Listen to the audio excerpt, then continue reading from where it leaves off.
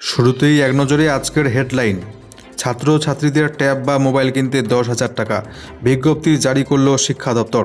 অপরদিকে দেশের মধ্যে পশ্চিমবঙ্গে চালু হচ্ছে প্রথম স্লিপার বন্দে ভারত এক্সপ্রেস। এছাড়াও 25,000 ভিলেজ রিসোর্স পার্সনদের বেতন বাড়াবার ঘোষণা করলেন মুখ্যমন্ত্রী মমতা ব্যানার্জি। অপরদিকে রাজস্থানে ভেঙে পড়ল দেশীয় প্রযুক্তিতে তৈরি তেজস যুদ্ধবিমান, চিন্তায় সেনাবাহিনী। একেবারে বিনামূল্যে আধার কার্ড আপডেট, বাড়ল সুযোগ, বড় ঘোষণা ভোটের আগেই আধার কর্তৃপক্ষের। অপরদিকে গুজরাটের পোরবন্দর থেকে উদ্ধার 480 কোটি টাকার মাদক, গ্রেপ্তার 6 পাকিস্তানি। এছাড়া দরখাস্ত করলেই বাতিল হবে আপনার নাগরিকত্ব। সিএএ আইন নিয়ে হুঁশিয়ারি মমতা ব্যানার্জির। দিতে পারবেন না ভোট, ঢুকিয়ে দেওয়া হবে ডিটেনশন ক্যাম্পে। অপরদিকে অভিষেক ব্যানার্জির সম্পূর্ণ সম্পত্তি হলো বাজেয়াপ্ত, বিস্ফোরক দাবি করলেন খোদ রাজ্যের মুখ্যমন্ত্রী মমতা ব্যানার্জি। এ কেমন আদর্শ রাজনীতিবিদদের! টিকিট না পেয়েই ঝাঁপ অন্য ফুলে। সকালে সরেছিল মমতার ছবি ঘর থেকে, বিকেলেই এসে পৌঁছলো ঘরে মোদির ছবি। বিজেপিতে আবারও ফিরছেন অর্জুন সিং, জল্পনা তুঙ্গে রাজ্য রাজনীতিতে। এছাড়া রাজ্যে চালু হলো একেবারে নতুন স্বাস্থ্যসাথী কার্ড, বাইরের রাজ্য মিলবে সুবিধা 5 লক্ষ টাকার। বড় ঘোষণা মমতা ব্যানার্জির। বিজেপির কটাক্ষ গোটাটাই ভাওতা। বিস্তারিত জানতে শেষ পর্যন্ত চোখ রাখুন প্রিয় চ্যানেল রোজ বাংলার পর্দায়। এই হলো বর্তমানের আদর্শ রাজনীতিবিদ। সকালে তৃণমূল, রাতেই বিজেপি। সকালে সরেছিল মমতা ব্যানার্জির ছবি ঘর থেকে, দুপুরেই এসে পৌঁছল নরেন্দ্র মোদীর ছবি। ফের বিজেপিতে অর্জুন সিং, জল্পনা এমনটাই। টিকিট না পেয়ে এবার এক ফুল থেকে আরো ফুলে লাফাবার চেষ্টা, দল বদলু অর্জুন সিংয়ের। ব্রিগেডের সমাবেশ থেকে লোকসভা ভোটের প্রার্থী ঘোষণা করে তৃণমূল কংগ্রেস। এরপরেই কার্যত বিদ্রোহ ঘোষণা করেছেন ব্যারাকপুরের বিদায়ী সাংসদ অর্জুন সিং। মঙ্গলবার সকালেই তার দপ্তর থেকে সরানো হয় তৃণমূল নেত্রী মমতা বন্দ্যোপাধ্যায়, দলের সর্বভারতীয় সাধারণ সম্পাদক অভিষেক বন্দ্যোপাধ্যায়ের ছবি। এদিন দুপুরেই সেই ফাঁকা জায়গা পূরণ করা হয় প্রধানমন্ত্রী নরেন্দ্র মোদীর একটি ছবি দিয়ে। যদিও অর্জুন ঘনিষ্ঠ অনেকেই বলেছেন ওই ছবিটি আসলে একটা শুভেচ্ছা বার্তা, যা এক সময় অর্জুনকে পাঠিয়েছিলেন প্রধানমন্ত্রী। কিন্তু মমতার ছবি সরিয়ে মোদীর ছবি আসায় স্বভাবতই প্রশ্ন উঠছে, তাহলে কি টিকিট না পেয়ে ফের পদ্ম শিবিরে ফিরছেন অর্জুন সিং? এই নিয়ে যখন জল্পনার জল ঘোলা হচ্ছে, তখন বিরোধী দলনেতা শুভেন্দু অধিকারী জানালেন সেটা দিল্লি ঠিক করবে। তৃণমূল ছেড়ে অর্জুন আবার বিজেপিতে যেতে পারেন বলেও দাবি করেছে তার ঘনিষ্ঠ মহল। এ বিষয়ে অর্জুন সিংয়ের কাছে জানতে চাওয়া হলে তিনি বলেন, কিছুদিনের মধ্যেই জানতে পারবেন আমি আছি না নেই, থাকলেও কোন দলে আছি কিছুদিনের মধ্যেই জানতে পারবেন। অনেকের বাড়িতেই আসছে চিঠি, বাতিল হচ্ছে আধার কার্ড। যাদের আধার কার্ডের বয়স 10 বছরের বেশি হয়েছে তাদের আধার কার্ড আপডেট করতে হবে। এজন্য আধারের অফিসিয়াল ওয়েবসাইটে গিয়ে আপনাদেরকে আপনাদের নথি আপলোড করে আধার কার্ড আপডেট করতে হবে। বর্তমানে এটা একেবারে ফ্রিতে করা যাচ্ছে। নিখরচায় এই আধার আপডেটের সময়সীমা আরও কিছুটা বাড়ালো আধার কর্তৃপক্ষ। বিনামূল্যে আধার আপডেটের সময়সীমা বাড়ালো কেন্দ্রীয় সরকার। আগামী 14 জুন পর্যন্ত নিখরচায় নির্ধারিত পোর্টালে গিয়ে আপনি একেবারে বিনামূল্যে আপনার আধার কার্ডে আপডেট করে নিতে পারবেন। আপলোড করা যাবে যে কোনো ডকুমেন্ট আপলোড করে আপনি আপনার আধার কার্ডটিকে বিনামূল্যেই আপডেট করতে পারবেন। শুধুমাত্র মাই আধার পোর্টালে গিয়ে এই বিনামূল্যের সুবিধা মিলবে। পূর্ব ঘোষণা অনুযায়ী বিনামূল্যে আধার আপডেটের সময়সীমা শেষ হবার কথা ছিল 14 মার্চ। মঙ্গলবার ওই সময়সীমা বৃদ্ধির কথা ঘোষণা করল আধার কর্তৃপক্ষ। নিজস্ব টুইটার হ্যান্ডেলে বিষয়টি জানিয়েছে আধার কর্তৃপক্ষ। অভিষেক ব্যানার্জির সম্পূর্ণ সম্পত্তি করা হলো বাজেয়াপ্ত, বিস্ফোরক দাবি করলেন খোদ মুখ্যমন্ত্রী মমতা ব্যানার্জি। অভিষেক বন্দ্যোপাধ্যায়ের ব্যবসা সংক্রান্ত সমস্ত সম্পত্তি বাজেয়াপ্ত করা হয়েছে। মঙ্গলবার শিলিগুড়িতে বিভিন্ন উন্নয়ন বোর্ড এবং সম্প্রদায়ের সভা থেকে প্রকাশ্যে এমনটাই বিস্ফোরক দাবি করে বসেছেন মমতা ব্যানার্জি। তবে কারা অভিষেক ব্যানার্জির সম্পত্তি বাজেয়াপ্ত করেছে সেটা স্পষ্ট করেননি মুখ্যমন্ত্রী। তবে ইঙ্গিত যে কেন্দ্রীয় এজেন্সি ইডি সিবিআই এর দিকেই সেটা কিন্তু স্পষ্ট। একই সঙ্গে তিনি তোপ দেগে বলেন, এই গোটা বিষয়টার নেপথ্যে রয়েছে বিজেপির রাজনৈতিক প্রতিহিংসা। তোপ দেগে তিনি বলেন, বিভিন্ন ব্যবসায়ীদের ভয় দেখাচ্ছে ইডি সিবিআই। তার অভিযোগ, কেন্দ্রীয় এজেন্সি তল্লাশি করে কোনো কিছু বাজেয়াপ্ত করলে তার সিজার লিস্টও দিচ্ছে না। এদিন মমতা ব্যানার্জি বলেন, আমাদের ওপর বিজেপির খুব রাগ। কারণ আমরা ওদের ভয় পাই না। তারপরে তৃণমূলের সর্বময় নেত্রী বলেন, আপনারা জানেন অভিষেক একটা ইয়ং ছেলে, কিছু তো একটা করতেই হবে, বিয়ে করেছে, দুটো বাচ্চাও রয়েছে, কিন্তু কিছু না করলে খাওয়াবে কি বাচ্চা বউকে? ঘরে বসে থাকলে তো আর খাবার আসবে না।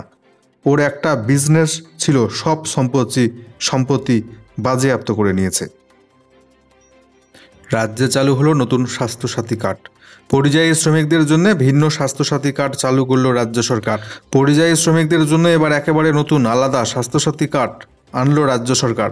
তাতে ভিন রাজ্যে শ্রমিক মজদুরদের কাজ করতে গিয়ে এ রাজ্যের বাসিন্দারা অসুস্থ হলে বা দুর্ঘটনায় পড়লে সেখানকার স্বাস্থ্যকেন্দ্র বা নার্সিংহোমে চিকিৎসা করাতে পারবেন পরিযায়ী শ্রমিকরা। মঙ্গলবার শিলিগুড়ির দীনবন্ধু মঞ্চে জনজাতি সম্প্রদায় এবং বিভিন্ন উন্নয়ন বোর্ডগুলিকে নিয়ে বৈঠকে কথা জানিয়েছেন মমতা ব্যানার্জি।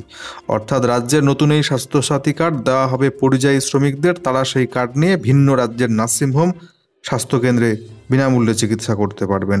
রাজ্যে এখন এমন প্রায় 28 লক্ষ পরিযায়ী শ্রমিক রয়েছেন। তাদের সকলের হাতেই এই নতুন স্বাস্থ্যসাথী কার্ড তুলে দেওয়া হবে বলে জানাচ্ছেন বাংলার মুখ্যমন্ত্রী। জানা গিয়েছে এই কার্ডে পরিবার পিছু 5 লক্ষ টাকা বরাদ্দ করা হয়েছে। বিজেপির রাজ্য সভাপতি তথা সাংসদ সুকান্ত মজুমদার বলেন, সিএএ চালু হওয়ায় অনেক ভোট হারাবেন বুঝতে পারছেন মমতা ব্যানার্জি, সেজন্যই এসব বলে পরিযায়ীদের সঙ্গে রাখার চেষ্টা করছেন। এই সব গোটাটাই ভাওতা। গোটা দেশে ব্যবহারের জন্য যে কার্ড, সেটা হচ্ছে আয়ুষ্মান ভারত, সেটা চালু করতে দেননি মমতা ব্যানার্জি। ওদের কার্ড এ রাজ্যেই কাজ করে না, বাইরে কীভাবে কাজ করবে, এভাবেই কটাক্ষ করেছেন বিজেপির রাজ্য সভাপতি।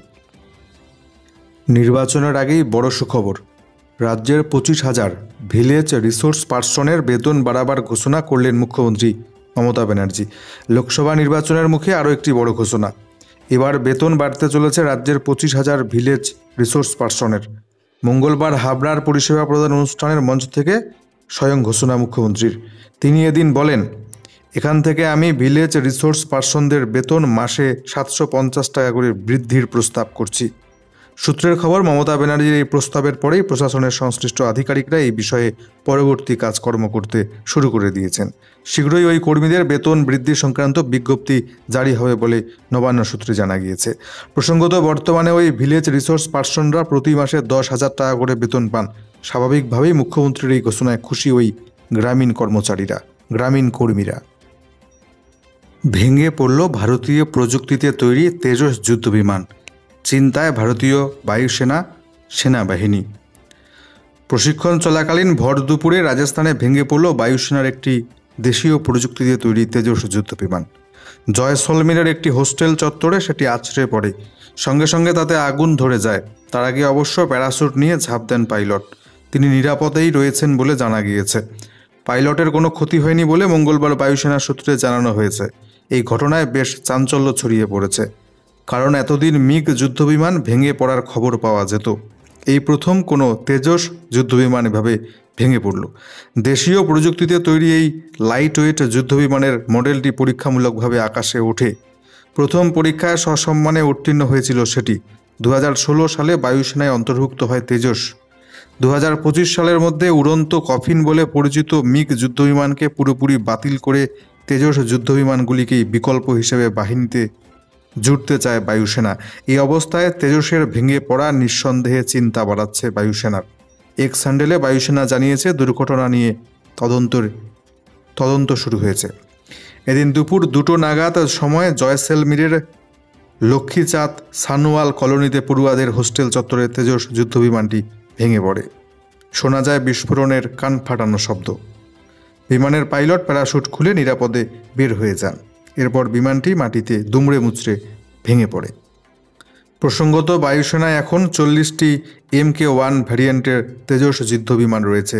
36,000 কোটি টাকায় আরও নতুন করে 83টি তেজস যুদ্ধবিমান কেনার বরাত দিয়েছে ইতিমধ্যে বায়ুসেনা। দেশ জুড়ে চালু হলো নাগরিকত্ব আইন, সিএএ চালুর ঘোষণা কেন্দ্রের মোদী সরকারের। মমতা ব্যানার্জি জানালেন, দরখাস্ত করলে বেআইনি অনুপ্রবেশকারী হয়ে যাবেন আপনি, দিতে পারবেন না ভোট, ঢুকিয়ে দেওয়া হবে ডিটেনশন ক্যাম্পে। লোকসভা নির্বাচনের আগে যুদ্ধ খেলছে বিজেপি। বাংলায় একজনের অধিকার কেড়ে নিলে আমি রুখে দাঁড়াবো। মঙ্গলবার হাবড়ার সভায় মোদী সরকারকে হুঁশিয়ারি মমতা ব্যানার্জির। দীর্ঘ টালবাহানার পর দেশ জুড়ে কার্যকর করা হয়েছে সংশোধিত নাগরিকত্ব আইন। এর কয়েক ঘন্টা পরেই মতুয়া এবং মুসলিম অধ্যুষিত এলাকায় উপস্থিত বাংলার মুখ্যমন্ত্রী মমতা ব্যানার্জি। সেখানেই তিনি জানিয়েছেন, সেখানেই মমতা ব্যানার্জি বলেন, নির্বাচনের দুদিন আগে নতুন আইন কার্যকর হচ্ছে দেশ জুড়ে। সারা দেশের মুসলিম ভাই বোনেরা কাঁদছে। আদৌ আপনারা ভোট দিতে পারবেন কিনা সন্দেহ। আপনাদের অধিকার কেড়ে নেওয়ার চক্রান্ত এটা বিজেপির। মুখ্যমন্ত্রীর দাবি, এই আইন বৈধ কিনা আমার সন্দেহ। আপামর বাঙালির সঙ্গে প্রতারণা করছে কেন্দ্রের মোদী সরকার। নাগরিক অধিকার কেড়ে নেওয়ার চক্রান্ত করছে। 2019 সালে ঘোষণার পর বহু মানুষ আত্মহত্যা করেছিল। নির্বাচনের আগে আবারও নতুন খেলা শুরু করলো বিজেপি। সাধারণ মানুষকে সতর্ক করে মমতা ব্যানার্জির বার্তা, দরখাস্ত করলে বেআইনি অনুপ্রবেশকারী হয়ে যাবেন আপনি। আপনাদের আর কোনো অধিকার থাকবে না। মনে রাখবেন, এটা এনআরসির সঙ্গে সংযুক্ত। আমাদের ঐতিহ্য সংস্কৃতিকে ধ্বংস করতে চাইছে বিজেপি। আপনাদের অধিকার কেড়ে নিয়ে ডিটেনশন ক্যাম্পে ঢুকিয়ে দেবে আপনাদেরকে। আমি বাংলায় ডিটেনশন ক্যাম্প করতে দেব না বলে হুঁশিয়ারি দিয়েছেন এদিন মমতা ব্যানার্জি।